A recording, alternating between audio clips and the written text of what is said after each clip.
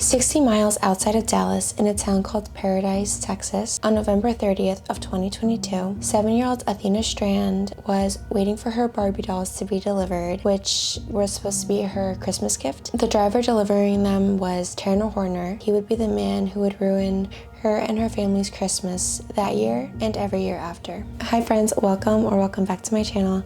My name is Francesca. This is where I tell all my true crime stories that I've been obsessed with lately and that hopefully you find very interesting. If you're true crime obsessed like I am, then I definitely recommend subscribing because I'm here for you every week with a new true crime story. Now let's get into this one. Athena Strand was a beautiful 7-year-old girl who was super excited for Christmas, which was in about a month, but she kind of already knew what she was getting, so she was so excited. Athena's parents were divorced, but she would visit both of them since they had shared custody. Her mother, Maitland Gandy, lived in Oklahoma, and her father, Jacob Strand, who had remarried a woman named Elizabeth Strand. This was Athena's stepmom, lived in Paradise, Texas. Paradise, Texas was an extremely small town. There was only 500 residents, and they called them one of those one stoplight towns. So it was a super tiny community. So Athena was visiting her father at the time.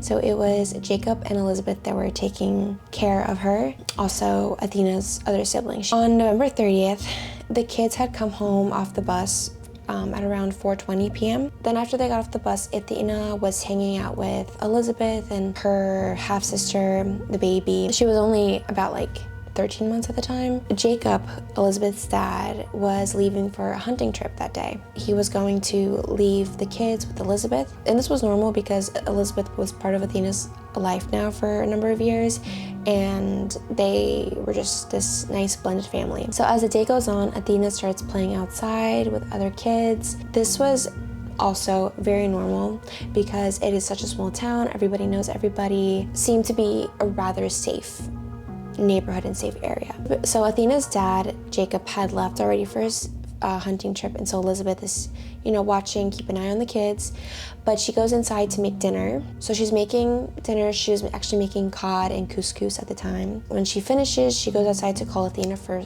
dinner, and Athena's nowhere to be found. Tanner Horner was a 31-year-old man who worked as an independent contractor for FedEx at the time, and he lived in Lake Worth, Texas. Tanner is someone who had supposedly been bullied in his childhood years. Tanner was diagnosed with Asperger's, autism, bipolar, ADHD, and depression. And unfortunately, Tanner was the one delivering Athena's Barbies that day. So the last time Athena was seen was at her father's home at around 5:30 p.m. Once they cannot find her, Elizabeth and everyone in the community is starting to look for her. They're looking everywhere, they're calling her name, and they can't find her.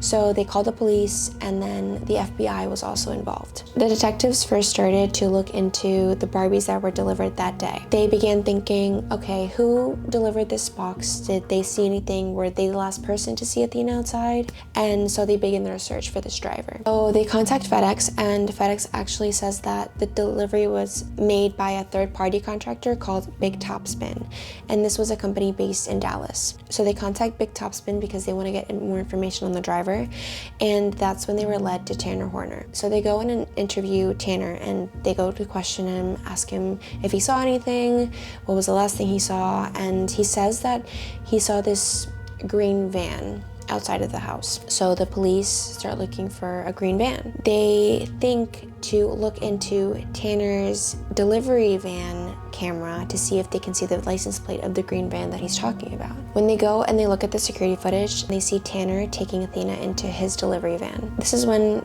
they bring in Tanner for an interrogation. So now the information that I'm going to give you is coming from Tanner's interrogation, but also coming from his van security footage. So on that night, as Tanner pulls into Athena's driveway, Athena's seen around the FedEx van. This is when Tanner says that he bumped Athena with his van, and he got so scared that Athena would say something to her parents, that he would lose his job, that he would lose his license. He starts to panic.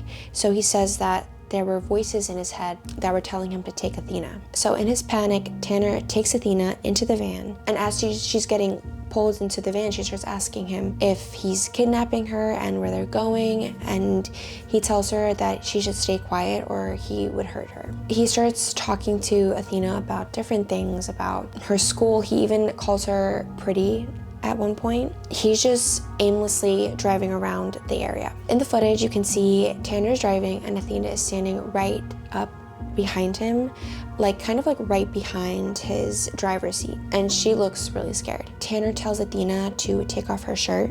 Athena keeps telling Tanner no, but he says that if she doesn't do it and if she doesn't stay quiet, that he would hurt her. There's a really eerie moment in this whole footage and audio that is very creepy. The song Jingle Bell Rock starts to play on the radio while Tanner is hurting Athena, and you can hear the song playing over her screams. And this is the point where Tanner covers the camera. So now it's just audio.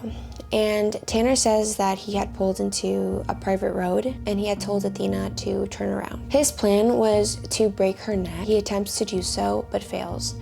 This really, really hurts Athena, and she begins to cry. So he starts to panic and freak out more, and this is when he just takes his hands and begins to strangle her. He says it took him about a minute for him to feel Athena's body go limp and for her to lose consciousness. Tanner says he then takes Athena's body and he throws her into the bush. So after Tanner does this, he goes to find cleaning supplies to clean his van. Prior to the police knowing that Athena was gone, they had some hope that maybe they would find her, but 2 days after Athena goes missing, her body is recovered. And Athena was near a pair of jeans that she was wearing. They were blue jeans with roses on the pockets. And this is how they were able to identify her, because this was the last thing she was wearing before she went missing. So Athena was found with no clothes on her. The evidence showed that she was SA'd. Tanner is arrested and taken into custody. Tanner goes into trial, and this trial does last a long time, but Athena's family is all there and in support and looking for justice for their little girl. Athena's father, stepmom, mom, and even teacher all testify. There are also neighbors that had interactions with Tanner about 24 hours prior to the kidnapping. There is also the coroner who examined the body and found the evidence of the SA, and so the police also testify about what happened. The police say that Tanner is a liar, and he likes to lie and portray the story in a way that's very self-serving. He blames everyone but himself. He blamed FedEx for not having a backup camera, and so he wouldn't have hit Athena in the first place. He blames his long hours, he blames his work, he blames stuff going on in his personal life, but not himself. And something very odd is that the police also say that Tanner was blaming all of his actions on an alter ego named Zero. So if you remember, in the interrogation, Tanner was saying that he would hear voices, and the voices were the one who told him to take Athena, and the voices were the one that told him to end up strangling her. So he blames all of this on Zero, his alter ego. Tanner tells the police that someone evil would take over his mind, and it even got to the point where the police started to talk to Tanner as Zero and ask him questions as Zero. So during the trial, the jurors see the evidence, they hear the testimonies, they see Tanners' interrogation, they see the security footage, and they see all the evidence given to the court by the FBI. Tanner pleads guilty, and he was sentenced to death on May 5th of 2026. Now, in this story, there are a lot of parts of Tanner's story that were